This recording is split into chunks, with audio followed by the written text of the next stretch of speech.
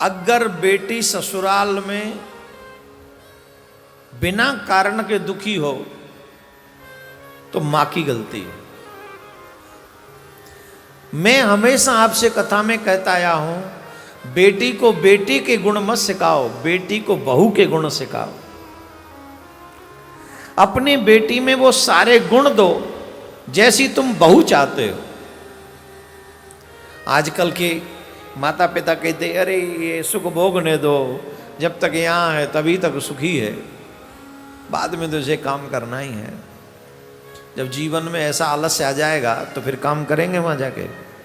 जवाब दो। जो हैबिट बन जाएंगी क्या वहाँ छूटेंगी जाके? और अगर हैबिट नहीं छूटी तो क्या बच्चे सुखी रह पाएंगे वहाँ?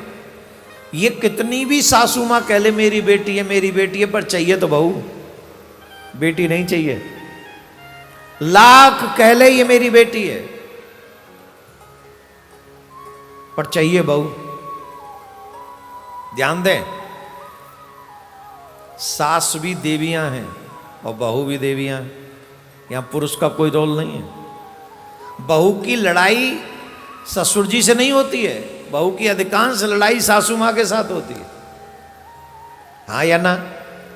तो मैं अगर आपसे कोई बात कहूं कि आपको अगर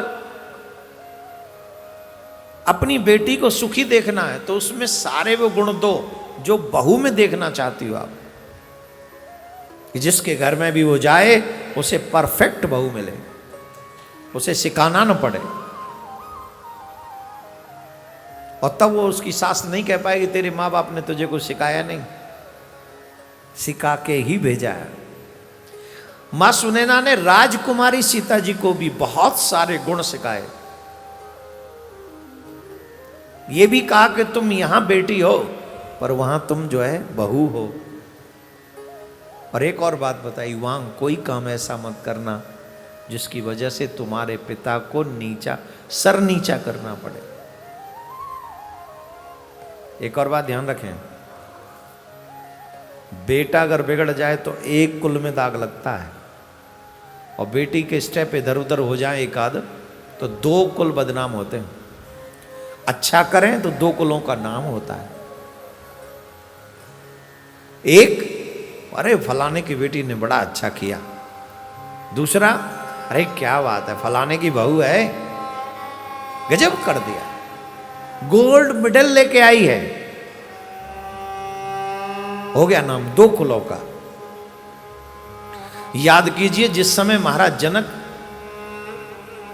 सीता मैया से चित्रकूट में वनवास के समय मिले तो सीता जी को बलकल वस्त्र में देखकर जनक जी का रूह हृदय कांप उठा। लेकिन जनक जी ने यह नहीं कहा कि चल मेरे साथ, नहीं कहा। आज की बेटियों को इतना कष्ट नहीं हो सकता जितना सीता जी ने उठाया। लेकिन जनक जी क्या बोले सीता जी को देख के चित्रकूट में? पुत्री पवित्र किए कुल दो। हे पुत्री, तुमने दोनों कुल पवित्र कर दिए। मुझे गर्व है कि मेरी बेटी तुम हो। हर बेटी पर यह जिम्मेदारी है कि ससुराल में क्या समाज में उसके पिता को सर न झुकाना पड़े उसकी वजह से। ये बेटे के, अरे देखो भाई एक बात समझो, बेटे और बेटी सिर्फ संपत्ति के लिए नहीं होते हैं। अगर माँ बाप की जिम्मेदारी है तुम्हें पढ़ा लिखा कर अच्छा बनाने की, तो तुम्हारी भी जिम्मेदारी है पढ़ लिख के अपने माँ बाप के सम्मान को आगे बढ़ाने की।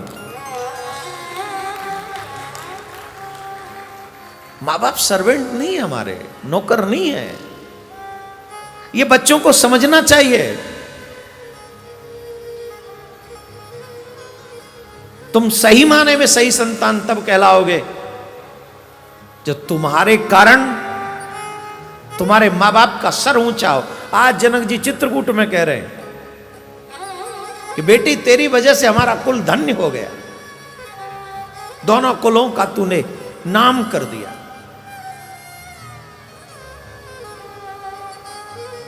और आजकल के मॉडर्न बच्चे क्या कहते हैं? अन्य धर्म में भी जाके विवाह करते हुए कहते इंसान सब एक जैसे हैं। अपने बाप से पूछो जाके, जब उनके मान सम्मान को कुचल कर आप जाते हो तब पूछो उस बाप से क्या बीतती है तुम्हारे लिए। इंसान सा, यहां इंसान धर्म आ गया, मानव धर्म दिखाते हो यहां पे, अपने स्वार्थ अपनी वासनाओं को पूर्ण करने के लिए अपने माँ बाप के सम्मान को कुचल के तब मानव धर्म है। तो मानव धर्म बाप के लिए कहाँ गया, माँ के लिए कहाँ गया? जो माँ तकिया में छुपा छुपा के अपना सर रोएगी वो मानव नहीं है? जिस बाप ने तुम्हें उंगली पकड़ के पैदल चलना सिखाया वो बाप समाज में अब सर नहीं उठा सकेगा, वो मानव नहीं है? उसका कोई स्थान नहीं है समाज में? मैं युवाओं से कहना चाहूंगा किसी भी कारण से आप सेल्फिश मत बनिए, सिर्फ अपने बारे में मत सोचिए।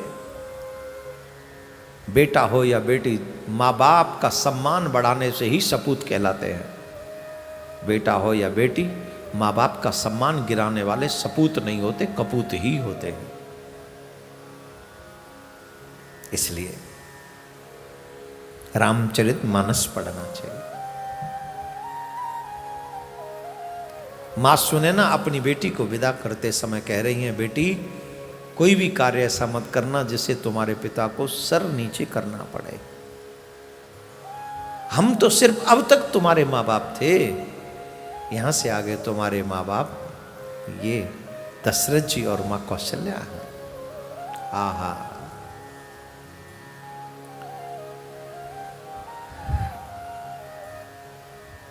जब जानकी जाने लगी तो मुड़कर अपनी माँ को देखा, दासियों से कहा मेरे जाने के बाद मेरी माँ को बहुत दुख होगा,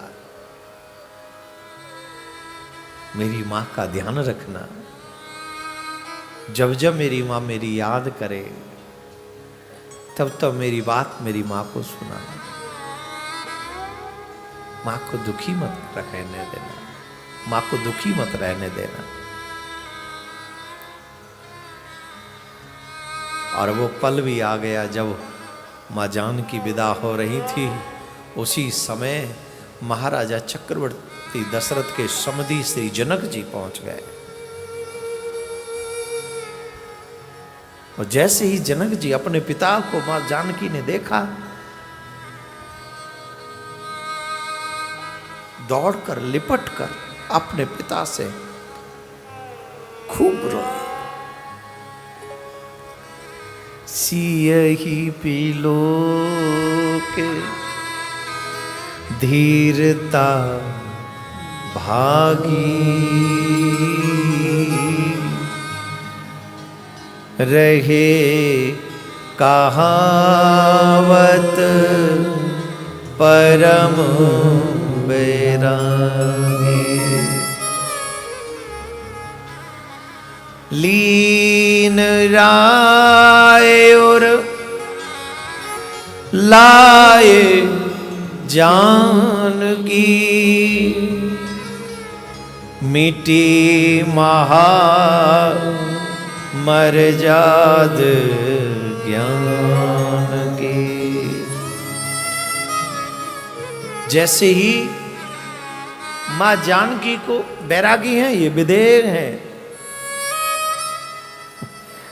पिता के लिए अगर इस संसार में सबसे मुश्किल पल होते हैं तो वो पल होते हैं अपनी बेटी को विदा करना। बेटे से ज्यादा प्यार करते हैं बेटी को, लेकिन जब वो बेटी विदा होकर जाती है तो पिता से, लोग तो कहते हैं कि पिता बच्चों से प्यार नहीं करता, मुझे लगता है कि बेटी से जितना बाप प्यार करता है कोई कर नहीं सकता, कोई नहीं कर सकता। कितना भी बड़ा ज्ञानी हो, कितना भी बड़ा बैरागी हो, कितना भी बड़ा त्यागी हो, लेकिन जब बेटी को विदा करता है ना,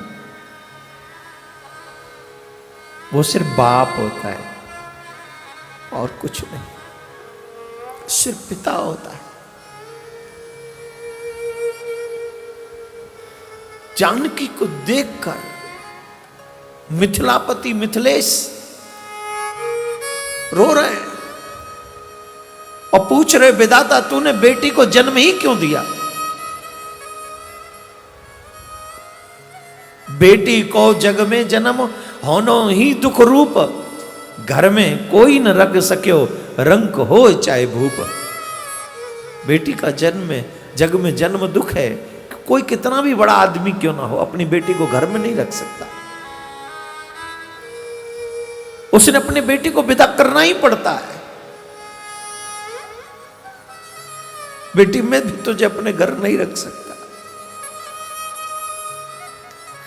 कोई बाप समाज का नहीं रख सकता अपनी बेटी को अपने घर,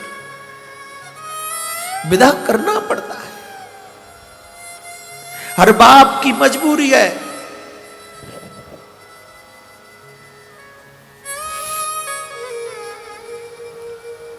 चाहे कोई अमीर हो गरीब हो, कोई नहीं रख सकता, कोई भी नहीं।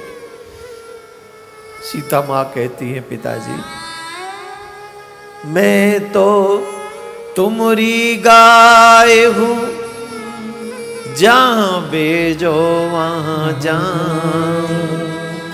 पिताजी मैं आपकी गाय हूं, आप मुझे जहां भेज दोगे मैं वहीं चली जाऊंगी। कभी भी आपको शिकायत नहीं मिलेगी मेरी। पिताजी मेरे जाने के बाद अपना ध्यान रखना। बेटी जिस समय जाती है ना, उस समय सिर्फ एक दुख होता है कि मेरे पिता का ध्यान कौन रखे।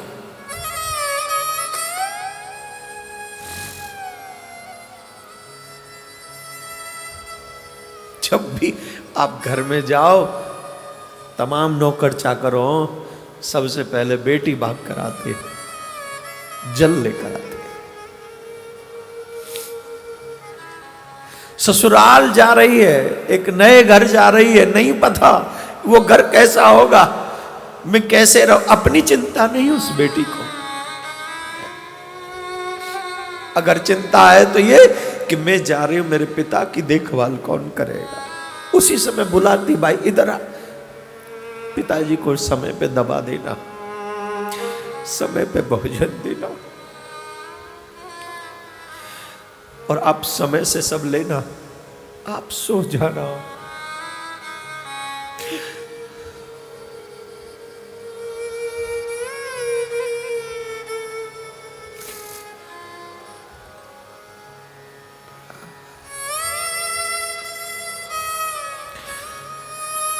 कोई नहीं इतना ध्यान रख सकता, कोई भी नहीं। जितना बेटियां अपने पिता का ध्यान रखती हैं। और वारे विधाता, क्या नियम बना दिया तूने, बेटी को पाल पोस के बड़ा करो, और अंत तो गत्वा उस बेटी को विदा करना पड़ता है। किसी ऐसे व्यक्ति के साथ जिसका पता नहीं वो कैसे रखेगा, नहीं पता कि वो मेरी बच्ची के साथ, मेरी गुड़िया के साथ, मेरी लाड़ू के साथ कैसा व्यवहार करेगा, उसे सुखी रखेगा दुखी रखेगा, नहीं पता। अगर पिता के पास कोई पूंजी है तो वो बेटी है, वो गुड़िया है, वो फूल सी बच्ची जिसको बाप अपने जान न्योछावर करके पालता है।